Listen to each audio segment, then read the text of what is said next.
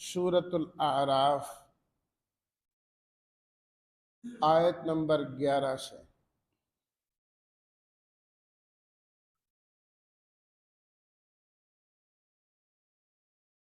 نحمده ونصلي ونسلم على رسوله الكريم، اما بعد فاعوذ بالله من الشيطان الرجيم، بسم الله الرحمن الرحيم، وَلَقَدْ خَلَقْنَاكُمْ ثُمَّ صَوَّرْنَاكُمْ ثُمَّ قُلْنَا لِلْمَلَائِكَةِ اسْجُدُوا لِآدَمَ فَسَجَدُوا إِلَّا إِبْلِيسَ لَمْ يَكُنْ مِنَ السَّاجِدِينَ قَالَ مَا مَنَعَكَ أَلَّا تَسْجُدَ إِذْ أَمَرْتُكَ قال أنا خير منه خلقتني من نار وخلقته من طين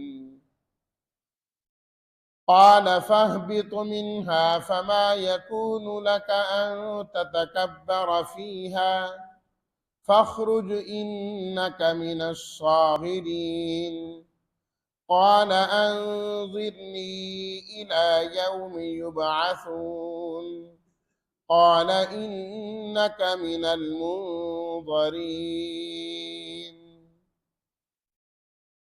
صدق الله مولانا العظيم اللهم صل على سيدنا ومولانا محمد وعلى آله وأصحابه وبارك وسلم۔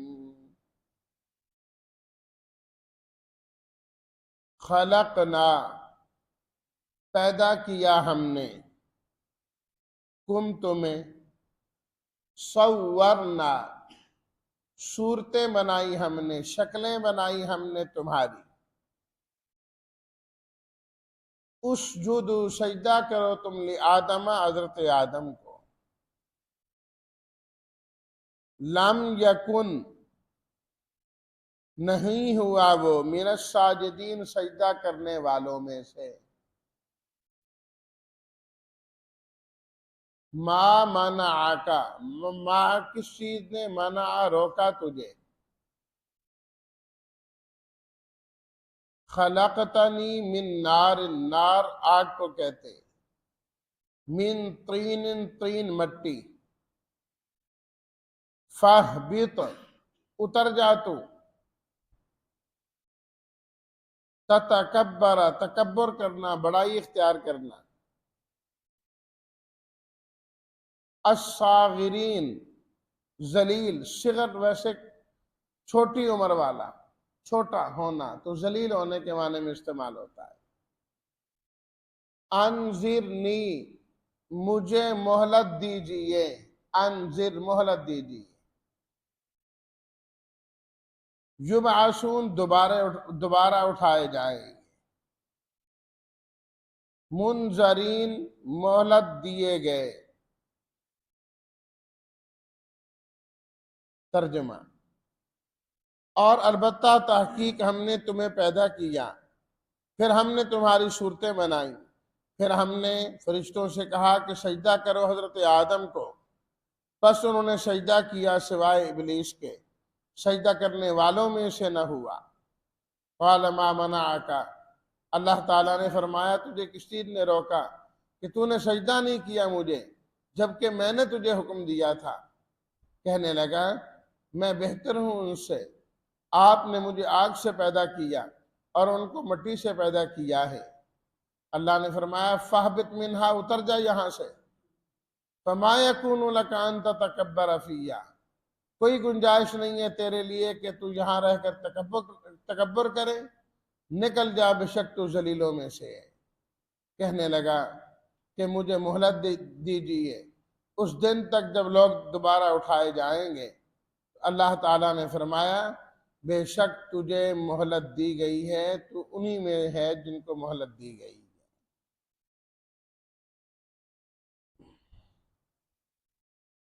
اس سورت کی تیسری آیت میں اللہ تعالیٰ نے حکم دیا کہ تم نے اتباع اس کی کرنی ہے جو میں نے نازل کیا ہے۔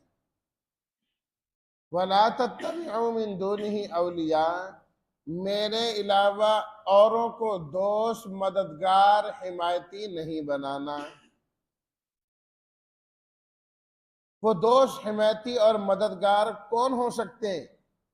سر فہرست ان میں سے خود شیطان ہے، جو انسان کو غیر اللہ کے در پر لے کے جاتا ہے، انسان کو گمراہ کرتا ہے، برباد کرتا ہے، تباہ کرتا ہے، انسان کی آخرت بھی تباہ کرواتا ہے اور دنیا بھی تباہ کرواتا ہے۔ اس لیے فرمایا کہ اس کی چکنی چوری باتوں میں، سرسبز و شاداب گفتگو میں کبھی نہ آنا۔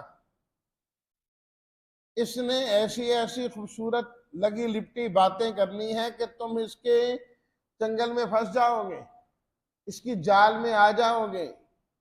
ہم تمہیں پہلے سے خبردار کرتے ہیں کہ اس کی بات کبھی نہ مانو، اس لیے کہ یہ کبھی تمہارا وفادار ہو ہی نہیں سکتا۔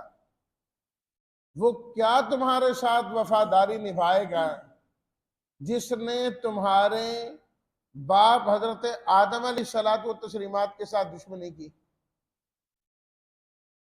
اسی وقت سے یہ چلا آ رہا ہے، اور قسمیں اسی وقت سے کھائی ہوئی ہیں کہ میں نہیں چھوڑوں گا ان کو۔ دنیا کے معاملے میں اگر ہمارے ماں باپ کے ساتھ کسی نے اچھا سلوک نہ کیا ہو تو ہم کہتے ہیں نا، اس نے ہمارے باپ کے ساتھ اس طرح کیا تھا، میری والدہ کے ساتھ یہ کیا تھا، کبھی نہیں ہو سکتا کہ میں اس کو برداشت کروں۔ تو اللہ تعالیٰ فرماتے ہیں کہ اس نے تو تمہارے باپ حضرت آدم کی تعظیم نہیں کی، اس لیے تمہارا دشمن ہے۔ دشمن کی بات کبھی نہ ماننا۔ دشمنوں نے تو تمہیں نقصان ہی پہنچانا ہوتا ہے، جتنی ان کی تم بات مانتے جاؤ گے تمہارا نقصان ہوتا جائے گا۔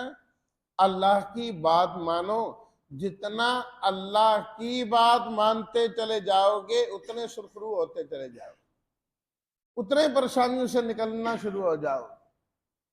تو اس لیے اللہ نے دوسرے رکوع کے اندر ابلیس جو شیطان کہلاتا ہے اس کا اور حضرت آدم علیہ الصلوۃ والتسلیمات کا واقعہ بیان کیا، اور پھر نتیجے کے طور پر اللہ تعالیٰ نے حضرت آدم علیہ الصلوۃ والتسلیمات کی اولاد کو 4 خطاب کیے کہ دیکھو یہ ساری بات تمہارے سامنے آ گئی، اب تو ہم تمہیں نصیحت کرتے ہیں، یہ کرنا، یہ کرنا، یہ کرنا، اور یہ 4 چیزوں کا حکم اللہ تعالیٰ۔ تو اب وہی واقعہ شروع ہو رہا ہے جو بہت ساری عبرتوں پر مشتمل ہے، بہت ساری عبرتوں پر مشتمل ہے۔ اللہ تعالیٰ نے اس انداز سے شروع کیا، فرمایا وَلَقَدْ خَلَقْنَاكُمْ، اے انسانوں پیدا ہم نے تمہیں کیا ہے، ہم نے کیا۔ تو جب تمہیں وجود بخشنے والے ہی ہم ہیں تو یہ کیسے ہو سکتا ہے کہ وجود ہمارا دیا ہو اور تمہارے وجود پر آرڈر کسی اور کا چلے؟ جب ہمارا دیا وجود ہے تو آرڈر ہمارا چلنا چاہیے نا۔ خلقناکم، ہم نے تمہیں پیدا کیا۔ کس طرح ہم نے تمہیں مٹی سے بنایا؟ انی خالق بشرا من طین، میں مٹی سے براہ راست انسان کو بنانے والا۔ اور اس اللہ تعالیٰ نے جو انسان کو بنایا تو اس سے تو خوبصورت شکل ہی کسی کی نہیں ہو سکتی۔ جو جسامت، جو طریقہ اللہ تعالیٰ نے اس کو عطا کیا ہے وہ کسی کو بھی نہیں دیا۔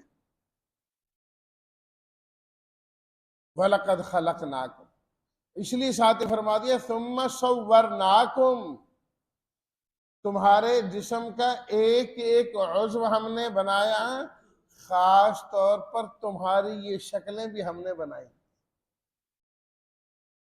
یہ شکلیں ہم نے بنائی۔ فرمایا اس جیسی شکل کوئی بنا سکتا ہے؟ کسی میں یہ جرت ہے کہ اس جیسی شکل بنا کے دکھا سکے؟ قسمیں کھائی اللہ نے، والتین والزیتون وطور سینین وہذا البلد الامین، 4 قسمیں۔ فرمایا کہ ہمیں 3 انجیر کی قسم، زیتون کی قسم، اللہ اکبر، طور سینا کی قسم، امن ور شہر مکہ المکرمہ کی قسم، لقد خلقنا الانسان فی احسن تقویم، فرمایا ہم نے انسان کو سب سے خوبصورت سانچے میں بنایا اور پیدا کیا، اس سے زیادہ خوبصورت نہیں ہو سکتا جو خوبصورتی اللہ تعالیٰ نے انسان کو عطا فرمائی۔ اللہ اکبر۔ اور بلکہ ایک روایت میں تو یہاں تک فرمایا کہ اللہ تعالیٰ شکلوں سے، صورتوں سے، جسموں سے پاک ہے، اگر اللہ کسی شکل و صورت میں سامنے آتا تو وہ بھی آدم علیہ السلام کی شکل و صورت میں سامنے آتا۔ ان اللہ تعالی خلق آدم علی صورتہ، اس حدیث کا ایک معنی بس ایک دو ترجمے اور بھی، تو خوبصورت ترین اللہ تعالیٰ نے انسان کی شکل کو بنایا۔ اور سورہ آل عمران میں ہم پڑھ رہے ہیں، اللہ تعالیٰ نے فرمایا هو الذی یصورکم فی الارحام کیف یشاء، وہی اللہ ہے جو تمہاری ماؤں کے پیٹوں میں تمہاری شکلیں بناتا ہے، اندھیروں کے اندر کوئی دیکھنے والا نہیں، وہاں انسان کی شکل بنائی جا رہی ہے اور پیدا کیا جا رہا ہے۔ اتنی شکلیں اللہ رب العزت کی بنائی ہوئی، اس کے خزانے میں ہزاروں، لاکھوں، کروڑوں انسان کھڑے کر دے، ایک کی شکل دوسرے کے ساتھ نہیں ملتی، ایک کی شکل دوسرے کے ساتھ نہیں ملتی، ہر ایک کی شکل دوسرے سے مختلف ہے، ہر ایک کی شکل مختلف ہے۔ کتنا خزانہ ہے اللہ کے پاس ان تصویروں اور شکلوں کا بھی، ان صورتوں کا بھی۔ ایک ماں باپ کی اولاد ہے لیکن نہیں ملتی، ضرور ان کے درمیان کوئی فرق ہے۔ پھر ان کی اولاد قریب قریب بھی ہیں لیکن جدا جدا بھی ہیں، مختلف بھی ہیں۔ تو ساتھ ہی اللہ تعالیٰ نے سورہ آل عمران میں فرمایا هو الذی یصورکم فی الارحام کیف یشاء لا الہ الا ہو، جب تمہاری شکلیں اور صورتیں بنانے والا اللہ ہے تو مان لو عبادت کے قابل بھی صرف اللہ ہے، معبود برحق بھی صرف اللہ ہے اور کوئی نہیں۔ جس نے یہ تمہارا چہرہ بنایا وہ اللہ ہی اس قابل ہے کہ یہ چہرہ اس کے سامنے جھکے۔ فرمایا در در پر جھکا کر اس خوبصورت چہرے کو ذلیل نہ کرو، ذلیل نہ کرو۔ اور اس لیے حدیث میں فرمایا کہ یہ اللہ کی قدرت کا شاہکار ہے چہرہ، اس لیے فرمایا کہ کسی کو چہرے پر مت مارو، چہرے پر مارنے سے نبی کریم صلی اللہ علیہ وسلم نے منع فرمایا۔ اور چند دن پہلے ہم حدیث پڑھ رہے تھے، نبی کریم صلی اللہ علیہ وسلم نے فرمایا کہ اللہ نہ کرے جو ایمان والا جہنم میں چلا گیا نا، اپنے برے اعمال کی وجہ سے، برے کاموں کی وجہ سے، اللہ اسے جہنم میں ڈالیں گے، جہنم کا عذاب اس کو ہوگا، آگ اس کو پکڑے گی لیکن اس کے چہرے کو آگ نہیں جھلسائے گی۔ جو ایمان والا ہے اس کے چہرے پر آگ نہیں آئے گی، کیونکہ یہ چہرہ کبھی نہ کبھی تو رب العالمین کے سامنے جھکتا رہا۔ اللہ تعالیٰ جب اختیار دیں گے ایمان والوں کو، پہلے تو فیصلہ ہو گیا نا کہ جنتی یہ جہنمی، ایمان والوں میں سے بھی کچھ جہنم میں چلے جائیں گے، پھر اللہ تعالیٰ ایمان والوں سے فرمائیں گے، سفارشی آئیں گے، انبیاء کرام سفارش کریں گے، روزہ سفارش کرے گا، قرآن سفارش کرے گا، جو فرشتے سفارش کریں گے، مختلف چیزیں، شہداء سفارش کریں گے، چلو بھی اس کو نکال لو، اس کو نکال لو، اس کو نکال لو۔ پھر اللہ تعالیٰ ایمان والوں کو اختیار دیں گے، کہ جن جن کے ایمان کو تم جانتے تمہیں پتا نا مومن ہے، پر اس کو بھی نکال لو اور بتاؤ، نکال لیں گے؟ جی ہاں جی یہ کلمہ پڑھتا تھا، ٹھیک ہے، ایسے برائیاں ہوتی رہی، نکال سب نکال لیں گے اپنے جاننے والوں کو۔ ہاں جی اب جی ہم تو جن کو جانتے، فرمایا نہیں، جس کے دل کے اندر بھی ایمان تھا بس نکال لو اس کو، تو چہروں سے پہچانے کہ اس کے چہرے کو آگ نہیں لگ رہی،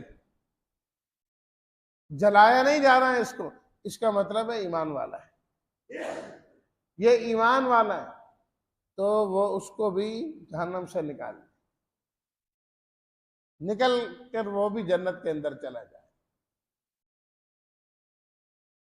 ثم صورناکم، فرمایا ہم نے تمہاری صورتیں شکلیں بنائی، شکلیں، تو اللہ تعالیٰ نے شکل بنائی بھی صحیح، عزت و احترام بھی دیا، اور آخر تک دیں گے۔ ثم قلنا للملائکۃ اسجدوا لآدم،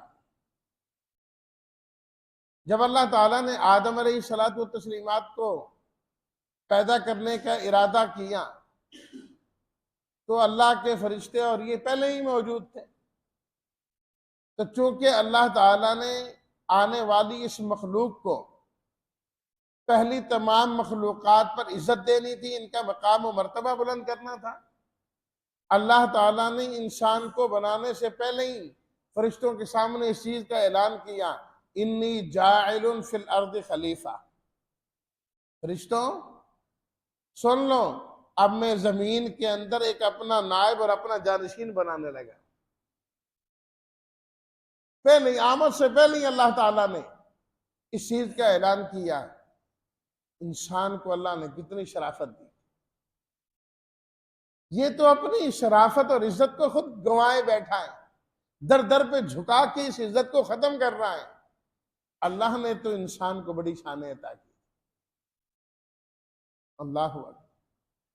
پھر جب اللہ تعالیٰ نے آدم علیہ الصلوۃ والتسلیمات کو پیدا کیا، پھر پہلی مخلوقات سے اللہ تعالیٰ نے انسان کی، حضرت آدم کی عزت کا فیصلہ کیا کہ ان سے ابھی سے عزت کروانی ہے۔ جتنی مخلوقات پہلے تھی، فرشتے ان میں سے اعلیٰ تھے، جو اللہ کی عبادت میں لگے ہوئے تھے، اللہ اللہ کرتے تھے، فرمایا اے فرشتوں اسجدوا لآدم، سجدہ کرو حضرت آدم کو، اور پہلے کہا جب میں بنا لوں گا تو تم ان کے سامنے جھک جانا، سجدہ کرنا، اور یہ جو سجدہ ہے اس کو کہتے ہیں سجدہ تعظیمی، تعظیماً کسی کے سامنے جھکنا اور سجدہ کرنا۔ پہلی امتوں کے اندر اس سجدے کی اجازت تھی کہ احتراماً کسی کو سجدہ کیا جا سکتا تھا، اس کے سامنے جھکا جا سکتا تھا، وہ عبادت نہیں ہوتی تھی کہ بطور عبادت کے اس کو سجدہ کرنا ہے، بطور تعظیم کے سجدہ کرنا ہے۔ سورہ یوسف کے آخر میں جب حضرت یوسف علیہ الصلوۃ والتسلیمات کے پاس ان کے والد پہنچے اور بھائی پہنچے، ان کی خالہ پہنچی، فلما دخلوا علی یوسف آویٰ الیہ ابویہ وقال ادخلوا مصر ان شاء اللہ آمنین، استقبال کیا انہوں نے اور کہا کہ آپ آ جائیے یہاں پر مصر میں، ورفع ابویہ علی العرش، اور اپنے ماں باپ کو حضرت یوسف نے تخت پر بٹھایا، وَخَرُّوا لَهُ سُجَّدًا، سب سجدے میں گر گئے، سب نے ان کو سجدہ کیا، عزت بجا لائے۔ اس کو کہتے ہیں سجدہ تعظیمی۔ اور یہ بھی مفسرین کرام نے لکھا کہ آدم علیہ الصلوۃ والتسلیمات کو یہ جو سجدہ کیا گیا، یہ اسی طرح ہی تھا جس طرح کہ ہم اپنا رخ بیت اللہ کی طرف کر کے سجدہ کرتے ہیں. یہاں سے ہمارا رخ کدھر ہوتا ہے؟ بیت اللہ کی طرف ہوتا ہے. بیت اللہ سامنے ہو تو ہم اس کی طرف رخ کر کے نماز پڑھ رہے ہوتے ہیں. کیا سجدہ ہم بیت اللہ کو کر رہے ہوتے ہیں؟ وہ جو دیوار بنی ہے اس کو کر رہے ہوتے ہیں؟ اس دروازے کو کر رہے ہوتے ہیں؟ اس پر لگے پتھر کو کر رہے ہوتے ہیں؟ ہرگز نہیں، ہرگز نہیں. سجدہ اللہ کو کر رہے ہوتے ہیں. رخ کیا ہوتا ہے؟ بیت اللہ کی طرف ہوتا ہے. تو اس کی طرف رخ کیا ہوا ہے. اس رخ کا نتیجہ کیا ہے؟ بیت اللہ محترم ہے کہ اللہ تعالیٰ نے سجدے کا رخ اس کے ذریعے متعین کیا. جس طرح یہاں رخ بیت اللہ کی طرف ہے، سجدہ رب العالمین کو ہے، اسی طریقے سے اللہ نے فرشتوں کو حکم دیا کہ تم رخ کرو حضرت آدم علیہ السلام کی جانب، سجدہ مجھے کرو، تعظیم حضرت آدم کی ہو جائے. یہ ہے اسجدوا لآدم، حضرت آدم کو سجدہ کرو. لیکن نبی کریم صلی اللہ علیہ وسلم کی شریعت کے اندر اس تعظیمی سجدے کو بھی حرام قرار دے دیا گیا. فرمایا اس شریعت میں گنجائش نہیں ہے.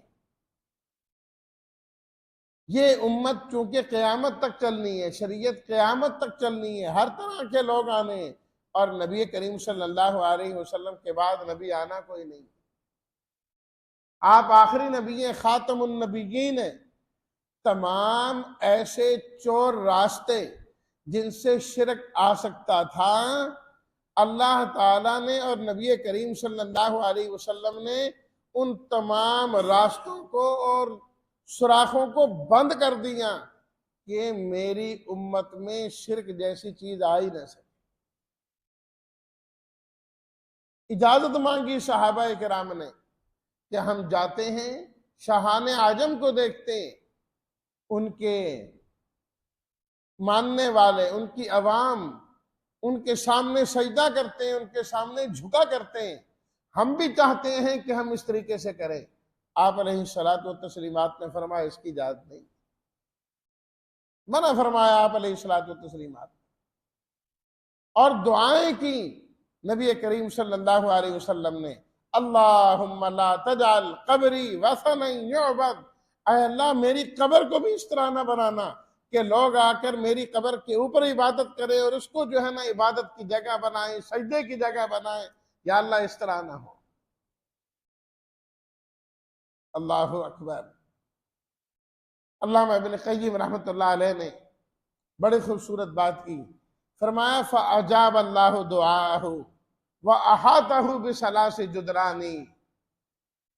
اللہ نے نبی کریم صلی اللہ علیہ وسلم کی دعا کو قبول کیا، اور آپ کی قبر مبارک آج بھی 3 دیواروں کے اندر ہے.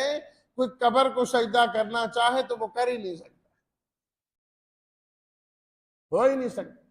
حجرہ عائشہ ہے نبی کریم صلی اللہ علیہ وسلم اس کے اندر، اور اس سے باہر شیشہ پلائی ہوئی دیوار نور الدین زنگی رحمت اللہ علیہ کی بنائی ہوئی، اور پھر اس کے باہر یہ جالیوں والا جو ہے نا کمرہ جو نظر آتا ہے. 3 دیواروں کے اندر کہتے ہیں جی سختی کرتے ہیں، جی وہاں پر رکنے نہیں دیتے، جھکنے نہیں دیتے، ہم یوں کرنا چاہتے ہیں. یہ وہ نہیں کرتے، کرانے والا کرا رہا ہے. صاحب قبر خود دعا مانگ کے گئے، یا اللہ میری قبر کو ایسا نہ بنانا کہ لوگ یہاں عبادت کریں. میں تو توحید کا درس دے کے جا رہا ہوں، اللہ کی وحدانیت سکھائی ہے پوری زندگی، ورنہ تو یہ ہوتا ہے جو شیطان ہے نا، اللہ کی پناہ اس سے. جس نے بھی دین کا کام ڈٹ کے کیا نا زبردست طریقے سے، اللہ کی توحید بیان کی، نسلم بعد نسل، ایک وقت آتا ہے یہ وہاں بھی شرک کروا رہا ہوتا ہے. کہتے ہیں اچھا میرے خلاف لوگوں کو کیا. شیخ عبد القادر جیلانی رحمۃ اللہ علیہ نے کیا توحید کے درس دی، ان کی کتاب پڑھ کر دیکھیں. حضرت علی حجویری رحمۃ اللہ علیہ، ابھی جن کا عرس ہوا اور کیا کچھ ہوا ان کی دربار پر، آپ سب ان کے قبر پر آپ جانتے ہیں.